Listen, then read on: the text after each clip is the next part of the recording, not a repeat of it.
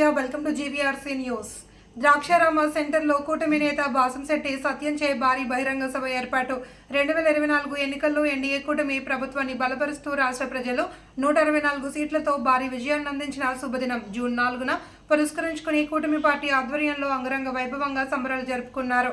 ఈ కార్యక్రమానికి నియోజకవర్గ నలుమూలల నుండి భారీ సంఖ్యలో కూటమి భాగస్వామ్య పార్టీలైన తెలుగుదేశం, జనసేన, బీజేపీ నాయకులు, కార్యకర్తలు తరలివచ్చారు. ఈ సందర్భంగా భారీ కేక్ కట్ చేసి మిఠాయిలు పంచి బాణసంచాలు కాల్చుతూ కూటమి నాయకులు పండుగను గుర్తు చేసుకున్నారు. ఈ సందర్భంగా ద్రాక్షారామ బోస్బొమ్మ సెంటర్లో వాసంశెట్టి సత్యం ముఖ్య అతిథిగా మహాసభ ఏర్పాటు చేశారు. ఈ సభలో ఆయన మాట్లాడుతూ జూన్ 4న వైఎస్ఆర్సీపీ అసుర పాలనకు చరమగీతం పాడిన రోజని అన్నారు. గత 5 ఏళ్లలో జరిగిన అభివృద్ధి కేవలం ఏడాదిలోనే జరగడాన్ని వైసీపీ జీర్ణించుకోలేకపోతుంది అని అన్నారు.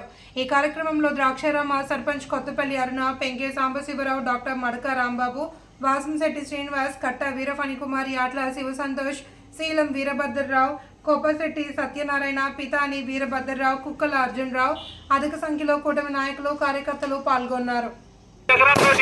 5 ఎకరాల చిల్లర మొత్తానికి మనకి ఇండస్ట్రియల్ పార్కులు ఇచ్చారు. ఎన్నో వేల మంది స్వచ్ఛందంగా బతకడానికి ఎన్నో కార్యక్రమాలు.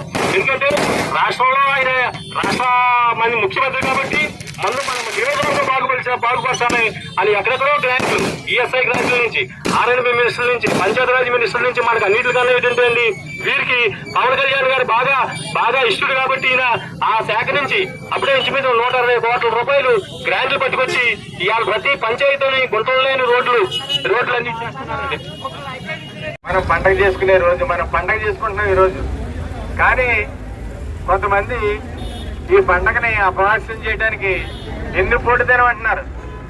5 సంవత్సరాల ప్రజల్ని వెన్నుపోటు పొడిచి ఒరే సి అదవా నేను పడుతున్నాను నేనని చెప్పి తీర్పిచ్చిన దినం ఇది 4వ తారీఖు. వాళ్ళు ఈ దినాన్ని సంవత్సరకమైనా చేసుకోవాలి, లేకపోతే దినమైనా చేసుకోవాలి. కానీ వాళ్ళు పండగ చేసుకుంటున్నారు. ఏంటి, వాళ్ళకి మధ్య ప్రేమించి పండగ చేసుకునే కార్యక్రమం చేస్తున్నారు. అసలు సిగ్గు ఎక్కువ ఉండాలి.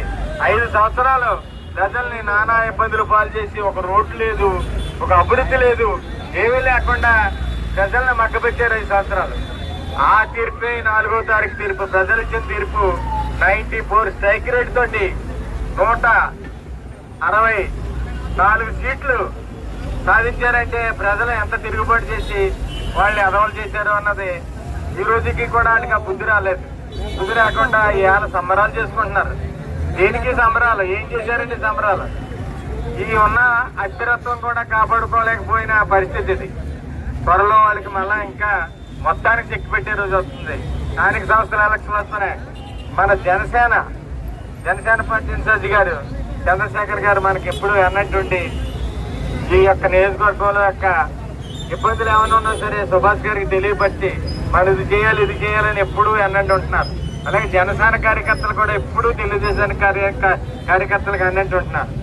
ఈ కార్యక్రమంలో భాగంగా మనం ఇప్పటికే సంవత్సరం కాలంలో వాళ్ళు 5 సంవత్సరాలు చేయలేని అభివృద్ధి కంటే మనం ఎక్కువ చేసాం ఈ యొక్క సంవత్సరంలో.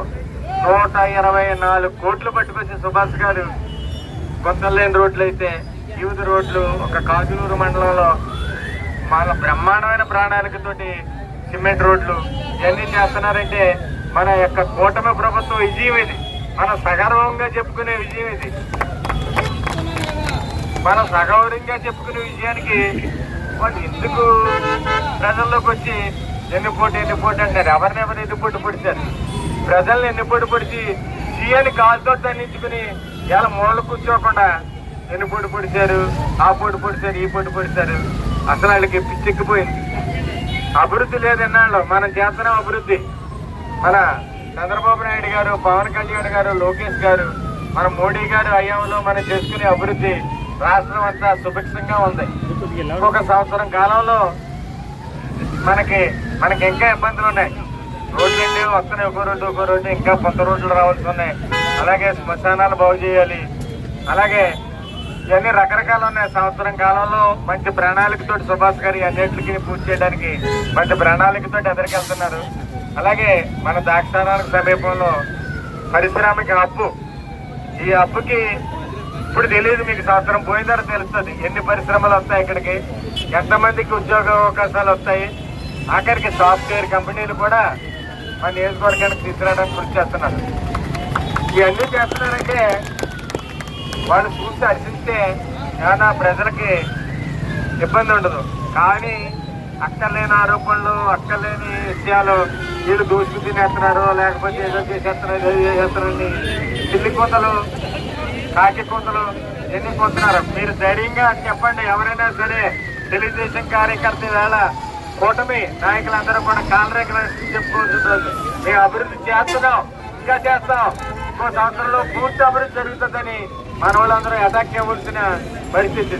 ఈ పండగని మళ్ళీ సంవత్సరం పండుగ వచ్చేసరికి ఇంకా ఘనంగా జరుపుకుంటాం. ఎందుకంటే ఎక్కడా కూడా ఈ అభివృద్ధి జరగలేదు అని అనిపించుకునే టైపులో సంవత్సరంలో జరిగిన సంవత్సరం కంటే వచ్చే సంవత్సరంలో కూడా ఇంకా అభివృద్ధి ఇంకా వేగంగా జరుగుతుంది.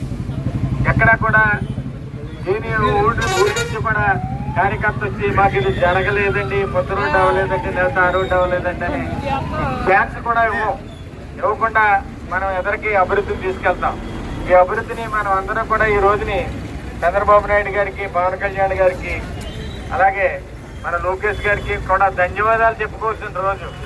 ఈ ధన్యవాదాలు మనం చెప్పుకుంటూ మన ఎదరికెళ్ళి మనం చేయవలసిన మనం 125 కోట్లు వేళ పట్టుకొచ్చారంటే నియోజకవర్గానికి త్వరలో 12వ తారీఖుని మనం ప్రమాణ స్వీకారం రోజు ఉంటుంది. ఆ రోజున అన్నీ కూడా పబ్లిక్గా ఎక్కడ ఏం చేసాం, ఎక్కడెక్కడ ఖర్చు పెట్టాం అన్నది సవివరంగా చెప్తాం. మేము చెప్పి రేపు 9వ తారీఖున ఎంఎస్ఎంఈ కార్యక్రమం కూడా ఉంది భారీ ఎత్తున మన రామచంద్రపేట జిల్లాలో ఈఎస్ఎం కాలేజీలో.